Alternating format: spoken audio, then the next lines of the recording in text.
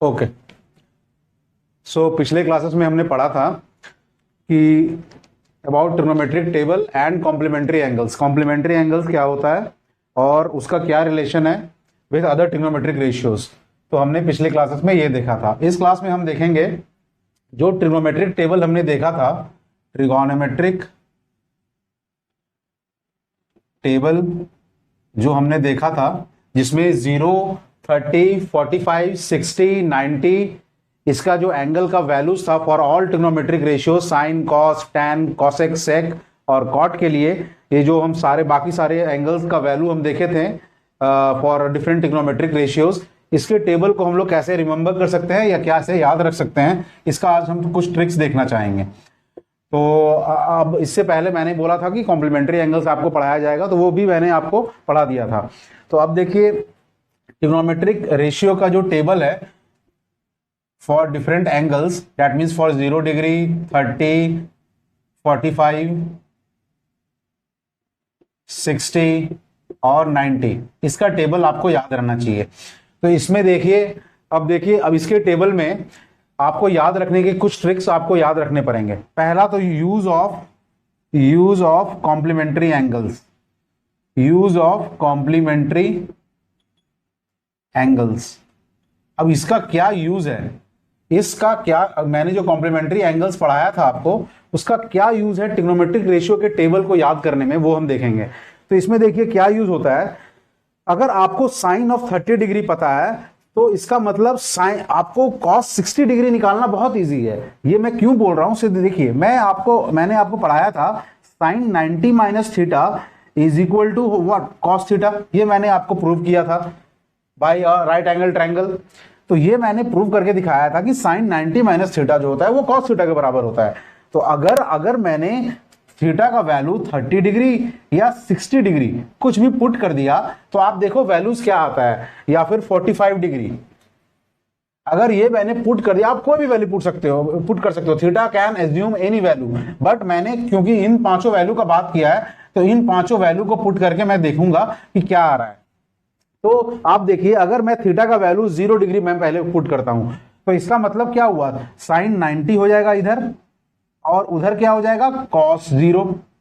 तो आप देखिए साइन 90 का वैल्यू और कॉस 0 का वैल्यू, कॉस 0 डिग्री का वैल्यू, दोनों वैल्यू सेम होते हैं। आप ट्रिग्नोमेट्रिक टेबल में देख लीजिए, sine 90 degree is equal to cos 0, क्योंकि ये आपका रिलेशन आपको पता है। अब साइन 90 का वैल्यू 1 होता है, टेबल में देख लीजिए कॉस 0 का भी वैल्यू 1 होता है। तो यहां से आपको याद, इस रिलेशन से आपको बहुत कुछ मिल सकता है। उसी तरह साइन, अगर आप अगर theta equal to 30 degree put कर दें तो आपको पता चल जाएगा, ये 30 डिग्री अगर पुट करेंगे तो साइन 90 माइनस 30 ये हो जाएगा साइन 60, और ये इधर थीटा का थीटा रह जाएगा यानी कॉस 30।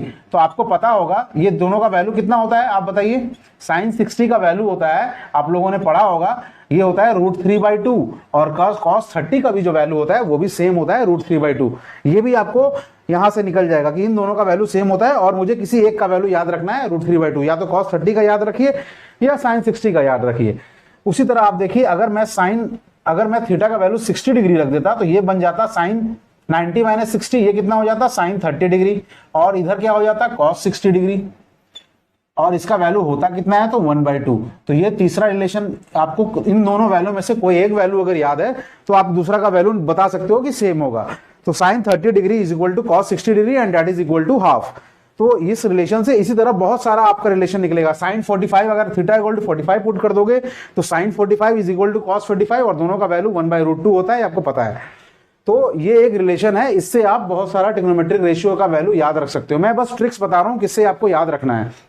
उसी तरह देखिए, अगर theta equal to 90 degree put कर दिया तो sine 0 is equal to cos 90 हो जाएगा, और होता भी है, कॉस 90 का वैल्यू भी 0 है और साइन आपका 0 का भी वैल्यू 0 है, ये आपको पता होना चाहिए। तो इसका यूज करके हम ट्रिग्नोमेट्रिक रेशियो के टेबल के बहुत सारे वैल्यूज को याद रख सकते हैं। ये पहला चीज हुआ। दूसरा ट्रिक क्या है,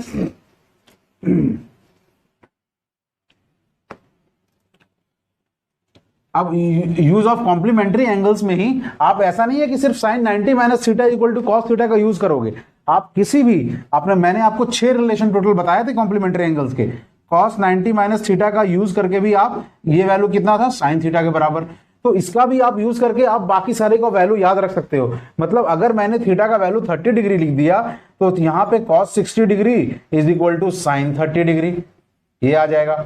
और ये होता भी है सेम, cos 60 डिग्री का वैल्यू हाफ और साइन 30 डिग्री का भी वैल्यू हाफ, तो ये भी याद रख सकते हो। उसी तरह अगर थीटा का वैल्यू 30 डिग्री, यहाँ भी 30 डिग्री रखा था, अब 60 डिग्री रखूंगा, तो 60 डिग्री रख दिया तो ये बन जाएगा cos 30 डिग्री, ये बन जाएगा sin 60 degree, and that is similar to √3/2।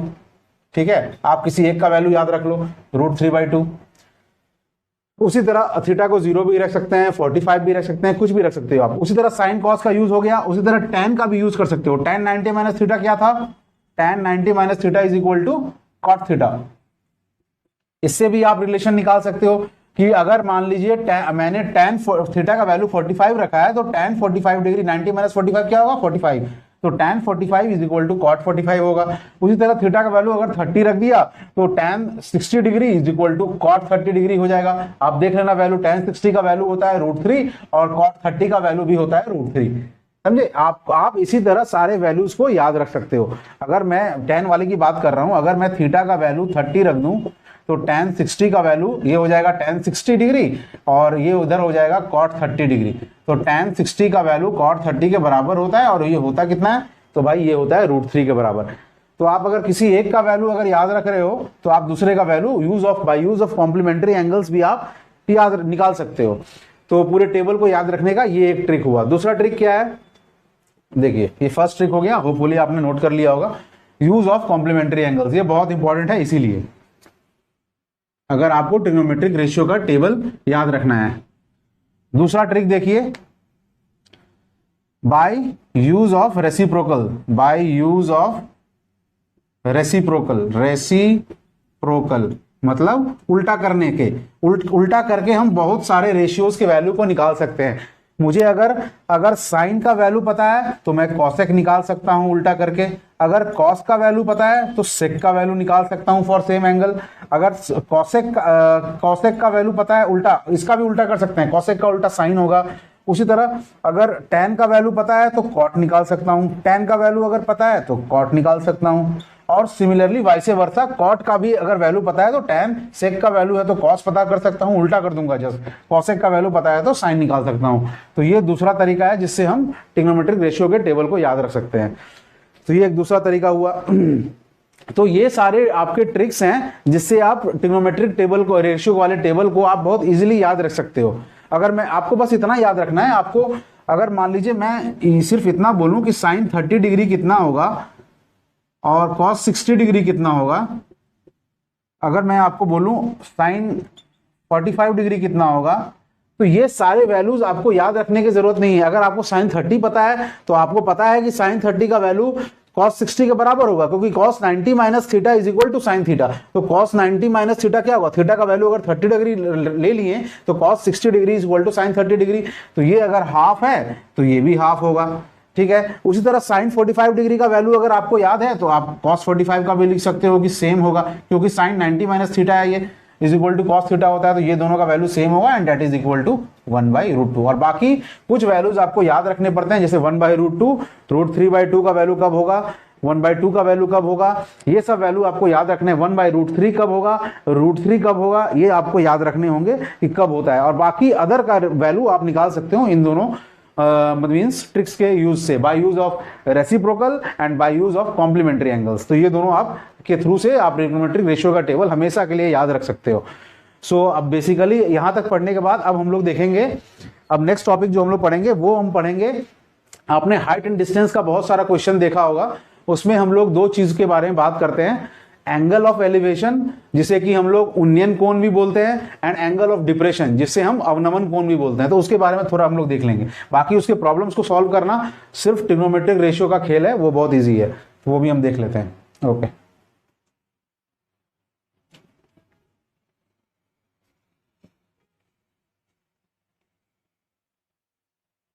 Okay, तो अब देखिए मैं बात करना जा रहा हूं हाइट एंड डिस्टेंस। अब हाइट एंड डिस्टेंस देखिए, प्रॉब्लम्स का मैं शॉर्ट्स जो है बहुत सारे प्रॉब्लम्स का मैं बनाऊंगा जो कि ट्रिकी प्रॉब्लम्स होंगे, वो आप लोग मेरे चैनल पे व्यू कर सकते हैं। बट अभी के लिए मैं सिर्फ थ्योरी पार्ट पढ़ा रहा हूं ताकि आपका थ्योरी पहले क्लियर रहे और वो भी बेसिक से। So height and distance, height and distance में हम लोग सबसे पहले देखेंगे कि जो दो एंगल्स हैं उनके नाम को कैसे डिफाइन किया गया है। और वो पहला है होता है एंगल ऑफ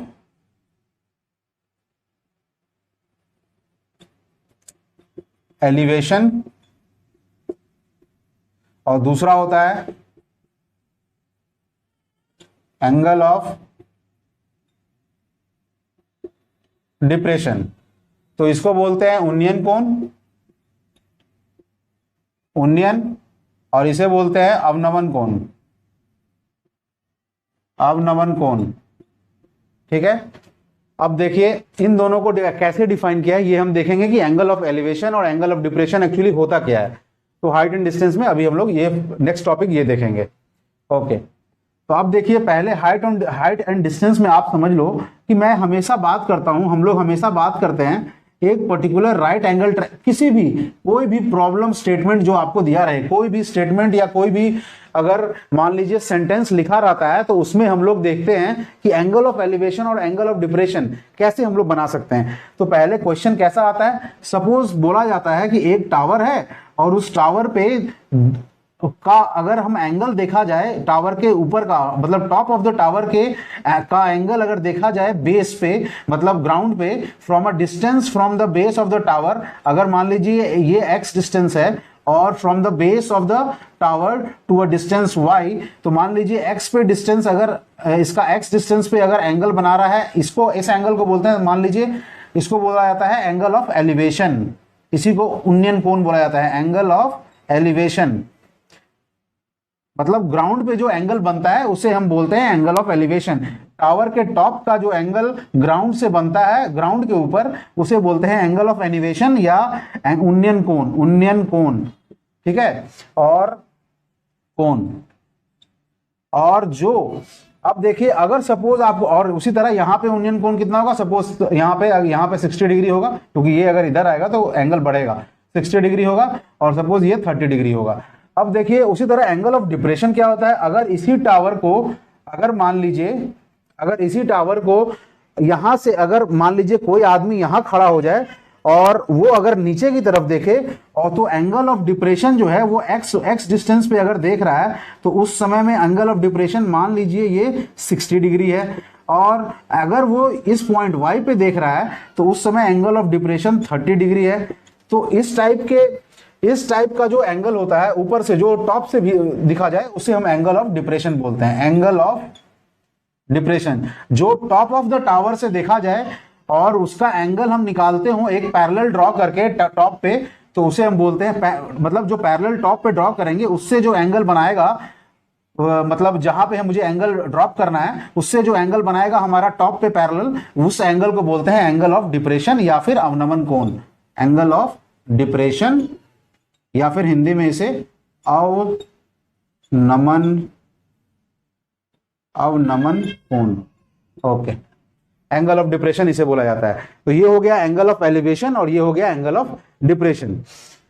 अब देखिए, अब हम लोग इसके कुछ प्रॉब्लम्स भी देख लेंगे, नेक्स्ट क्लास में होगा तो कुछ मैं प्रॉब्लम्स भी बता दूंगा, लेकिन ये बहुत ही इजी टॉपिक है। आपको बेसिकली जानना था कि एंगल ऑफ एलिवेशन क्या होता है और एंगल ऑफ डिप्रेशन क्या होता है। तो एंगल ऑफ एलिवेशन हमेशा देखा जाता है from top of the tower to the ground, और वो एंगल जो है हमेशा ग्राउंड पे बनता है। और जो एंगल ऑफ डिप्रेशन है, अवनमन कोण, वो हमेशा टॉप ऑफ द टावर, जहां पे से आदमी कोई खड़ा हो ऊपर जाके, वहां से जो नीचे देखेगा अगर वो किसी एक पॉइंट पे, तो वो जो टॉप होगा उस टॉप पे जो अगर पैरेलल ड्रॉप कर दिया जाए, एक मतलब पैरेलल लाइन ड्रॉप कर दिया जाए, तो वो वाला जो एंगल वो बनाएगा जब हम एक लाइन ड्रॉ कर रहे हैं नीचे वाले पॉइंट से, तो वो एंगल को बोलते हैं एंगल ऑफ डिप्रेशन या अवनमन कोण।